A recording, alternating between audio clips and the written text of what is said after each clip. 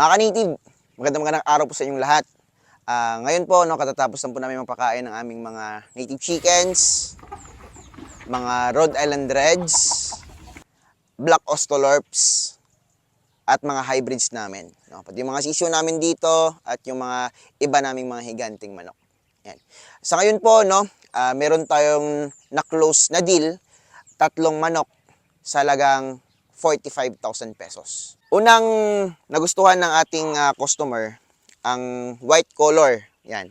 So, ang white color sa ganitong breed, ang breed po nito is SHAMO, no? So, hindi pwedeng sabihin kasi yung word. Napaka-stricto kasi ni YNT at saka ni FNB. Alam nyo naman yan kung sino yan sila.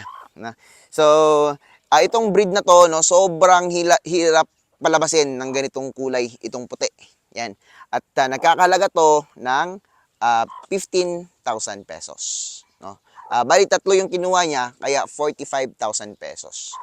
Yan. Sobrang ganda po nito, no? At kapatid po to ni Orochimaru, yung isa kong higanteng puti. Yan. Kita nyo naman kung gaano kaganda itong mga alaga natin. Isa din sa in-order sa atin, ang isa sa pinakamahirap din palabasin, ang dark kanawayon. Yan. So, kanawayon and puti yung gusto ng customer natin. Yan, no? Ito yung nagamit ko na isang beses, simila na rin ako nito, no? Kaya okay lang na ma-release natin, no? Pero napakaganda po talaga nitong dark kanawayon na to. Kita nyo na po yung kanyang ulo, no? Maitim-itim, tapos yung balahibo yung sa likod, no? Sobrang ganda. Yan, no? Trio po yung kinuha sa atin, so isang lalaki at 2 babae. Yan, no? 45,000 pesos, no?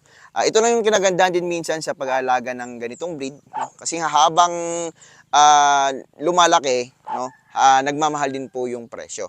Yan. So, abot naman sa mga kumukuha nito, yung kumukuha nito is mga collector sa manok, yan, mga mahilig sa mga ganitong klaseng manok, mga alaga ng mga tatay, big boys, no? Napakaganda pong alagaan nito dahil nga nakakawala ng stress. Yan. At higit sa lahat, no, pagandahan, palakihan, no? Ito yung uso sa ngayon. Kaya nag-alaga din ako ng ganito dahil nga sobrang dami din pong tumatangkilik. At syempre, no, habang tumatagal nga sa'yo, lumalaki din po or tumutubo yung presyo. Isa sa in-order din sa atin, no, is itong CB1. Yan. CB1 po is hindi ko pa to nakuha na ng similya. Pero may kapatid ako nito. Yan, kaya okay lang. Yan. Sobrang ganda na pamitay nitong CB1. Yan. Kita nyo? Yan. Normal lang po talaga yan, hindi ko nihila yan, pero sobrang ganda ng pamitay nitong CB1. Kaya nagustuhan ng buyer natin, no? At nasold siya for 15,000 pesos. No? Kaya nga, 3 yung kinuha, 45,000 pesos. Napakaganda talaga ng alagaan ng ganitong breed, ang SHAMO. So, bago ako nagsimula nito, no, gumastos po ako ng ilang daang libo. Yan. Para makapagsimula sa ganitong palahi. Yan. Pwedeng i-upgrade to for native chicken or for meat production, no? Pero hindi affordable yung ganitong price for meat production, no? Pero halimbawa, meron kang in-upgrade for native chickens, no? So, kahit paunti-unti lang, babalik po yung pera sa inyo kasi nga alam ng mga tao na super quality yung in-upgrade mo for meat production mo. No? So, maraming kukuha ng materyales sa'yo. Kaya kumuha din ako ng ganitong breed, no? Kahit mamahalin. Hindi to yung pinakamahal kong breed dito, marami pa naman. Meron tayong Indio Gigante, yan, no? So, ito naman isa lang po to, no, na breed na malaki dito sa ating manukan. Yan, so dito natin nilalagay yung ating mga breeds na SHAMO, no? So, meron pa nga pang lalaki, meron din mga pang babae. So ito mga pang babae natin, meron dito yung pang grower pero konti pa lang. Yung ibang grower kasi andun sa ating brooder. Yan, yung mga sisiu din nila, andun din po sa mga brooder natin. Pero iba yung kulungan nila sa mga pangkarne nating manok, no? Or mga materialis pangkarne. Yan, so naka-battery cage, Ito, ang kulungan na to is nagastos ko mga 900 pesos kada isa.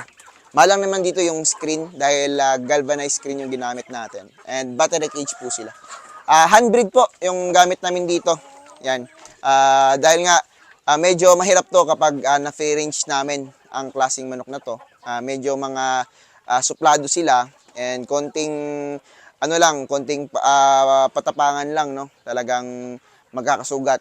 Kaya iniwasan namin na sila po i-free range. So, battery cage po yung gamit namin. And para malaman din po namin talaga kung sino yung mama at papa ng mga sisyo namin, tapos minamarkahan namin yan. No? Kasi nga, yun din po yung purpose ng battery cage. Para malaman natin kung kaninong galing na parents yung mga sisyo na napapalabas natin. Yan. So, napakadali lang naman ito. No? Yun lang, kailangan talaga ng time for hand breeding. So, sa isang lalaki, minsan 4 times a day namin siya nagagamit. Minsan naman isang beses lang sa isang araw kapag nagpapahinga kami, no? Sabado tsaka linggo, isang beses lang namin siya gagamitin. Pero kapag weekdays naman, 4 times a day po sa isang lalaki, 4 na babae. Yan. Tapos ano lang po sila, partner every breeding season. Yung kinagandaan din sa breed na to, kung wala kang incubator, naglimlim din po sila. So halimbawa, palagi nababrown out sa inyo, walang incubator, no? Mas okay din po itong manok na to, magaling din po maglimlim. Yan. Pero dapat talaga, siya lang yung isa sa andun sa kanyang cage, no? Kasi nga, kahit babae, matatapang din po.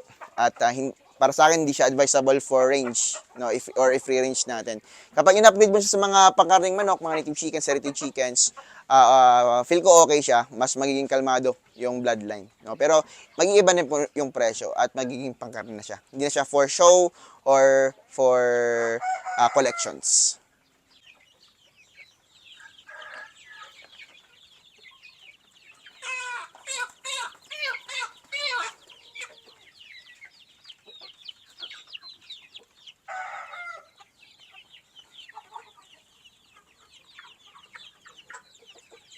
And batang-bata pa po ito. Si Macho po yung nilagyan natin ng sapatos noon sa video natin, sa reels natin. Yan. At isa sa pinakamatangkad na napalabas kong sisiw. Yan. Batang-bata pa po ito. Yan. At bago po tayo mag-proceed sa topic natin, no, ina-announce ko po sa inyo na available palagi ang ating PNC feeds, no, from 32 pesos to 35 pesos per kilo. Napakaganda po, premium quality, at higit sa lahat may King's Vita Plus ng nakamix. Meron din po tayong patubigan na ginagamit dito sa manukan natin, available doon, pagkainan ng mga sisiw natin. Yan. At syempre may mga fake eggs din doon. No? Yung fake eggs natin is para sa mga manok na yung or mga inahin na kumakain po ng itlog, no. Yun po yung sagot, ang fake eggs, no, para hindi po sila masanay na tumuka ng itlog dahil nga matigas yon at akala nila tunay.